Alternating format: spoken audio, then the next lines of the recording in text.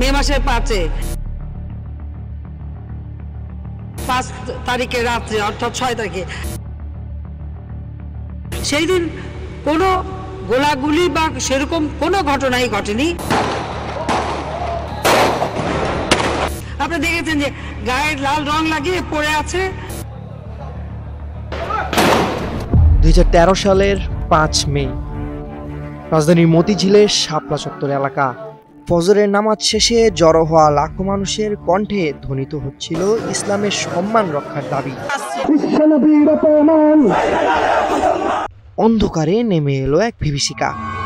বিদ্যুৎ বিচ্ছিন্ন করে ঘুটঘুটে অন্ধকারে রাষ্ট্রযন্ত্রের বুলডোজার চালালো নিরস্ত্র মানুষের উপর অমানবিক হামলা।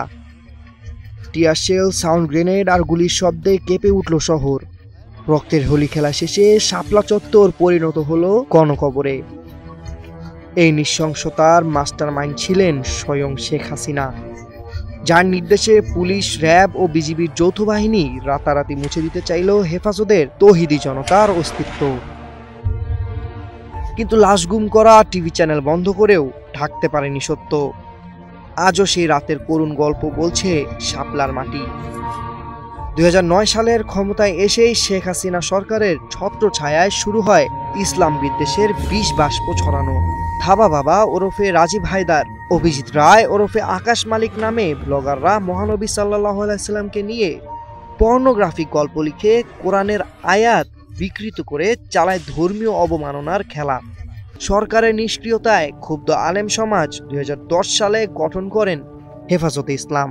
আল্লামা শাহ আহমেদ শাফিয়ের নেতৃত্বে এই সংগঠন 2013 সালের 19 ফেব্রুয়ারি 13 দফা দাবি পেশ করে, যার মধ্যে ছিল ইসলাম বিদ্বেষী ব্লগারদের শাস্তি, নারী নীতি বাতিল ও নাস্তিক্যবাদের বিস্তার রোধ।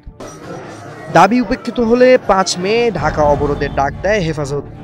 সেদিনের সমাবেশ অনেকের মতে ছিল ইতিহাসের সবচেয়ে বড় ইমানি জমায়েত। সাদা টুপি সাগরে ভেসে যায় রাজধানী। ঠিক সেই সময় রাজধানীর শাহবাগে চলমান ছিল শাহবাগ গণজাগরণ মঞ্চ।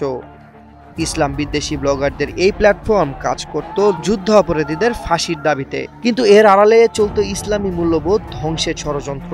শাহবাগের স্লোগান ফাঁসি চাই যখন রাষ্ট্রীয় পৃষ্ঠপোষকতা পায়, হেফাজতের 13 দফা তখন জনগণের আকাঙ্ক্ষায় পরিণত হয়।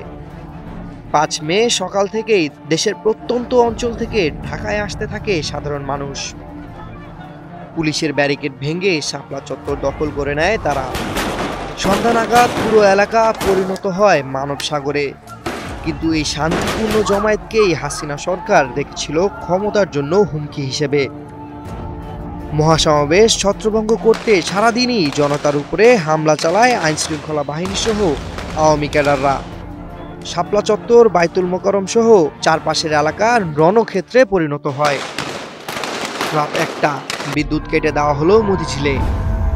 অন্ধকারে সাজোয়া গাড়ি, জলকামান আর সশস্ত্র বাহিনীর পদপাদুলিতে কেঁপে উঠল চত্বর।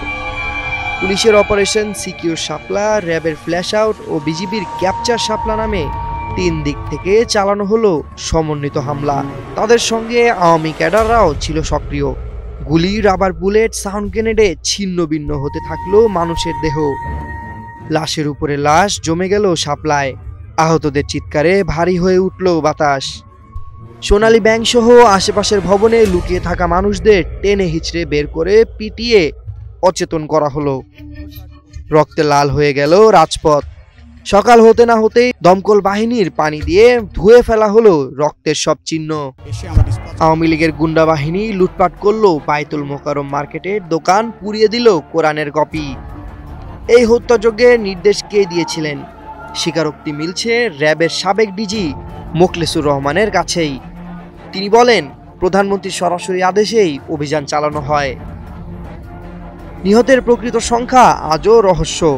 হেফাজতের প্রাথমিক তালিকায় 93 জনের নাম থাকলেও মানবাধিকার সংস্থা অধিকারের রিপোর্টে মৃত 61 জন। কিন্তু আঞ্জুমানে মুফিদুল ইসলামের রেকর্ড বলছে 2013 সালের মে মাসে স্বাভাবিকের চেয়ে 4 গুণ বেশি 366 বেওয়ারিশ লাশ দাফন করা হয়। রাতের অন্ধকারে ট্রাক ভরে লাশ ফেলা হয় মাতুয়াইল ও আজিমপুর কবরস্থানে।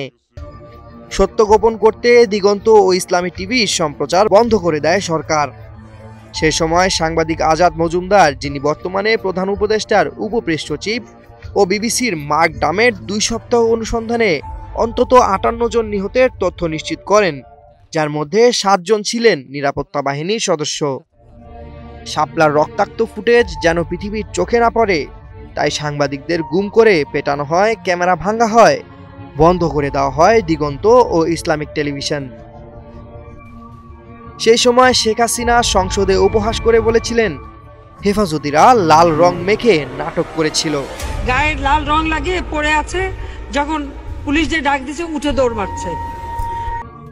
অথচ এই নাটকে শহীদ হয়েছিলেন মাদ্রাসার এতিম শিশুরা ও বৃদ্ধ আলেমরা। গণহত্যার পর হেফাজত নেতাদের বিরুদ্ধে দায়ের করা হয় 80টি মামলা, কিন্তু রাষ্ট্রযন্ত্রের নীলনকশাকারীরা ছিলেন অভয়ে। বেনজির আহমেদকে পদায়ন করা হয়েছিল পুলিশের আইজি হিসেবে, জিয়াউল হাসান পেয়েছিলেন লেফটেন্যান্ট জেনারেলের পদ। মানবাধিকার সংস্থা অধিকারের নাসির উদ্দিন এলান, আদিলুর রহমানের মতো মানবাধিকার কর্মীরা জেল খেটেছেন সত্য প্রকাশের দায়ে। এই ঘটনাকে কেন্দ্র করে আন্তর্জাতিক অপরাধ ট্রাইব্যুনালে সাবেক প্রধানমন্ত্রী শেখ হাসিনা ও আরও 49 জনের বিরুদ্ধে গণহত্যা ও মানবাধিকার বিরোধী অপরাধের অভিযোগে মামলা দায়ের করা হয়েছে। 2024 সালের আগস্টে হেফাজতের পক্ষ থেকে এই অভিযোগ দায়ের করা হয়, যার ভিত্তিতে 2025 সালের এপ্রিল মাসে ট্রাইব্যুনাল শেখ হাসিনা ও অন্যান্য অভিযুক্তদের বিরুদ্ধে গ্রেপ্তারি পরোয়ানা জারি করে। সামিউল জয়, 21 টেলিভিশন।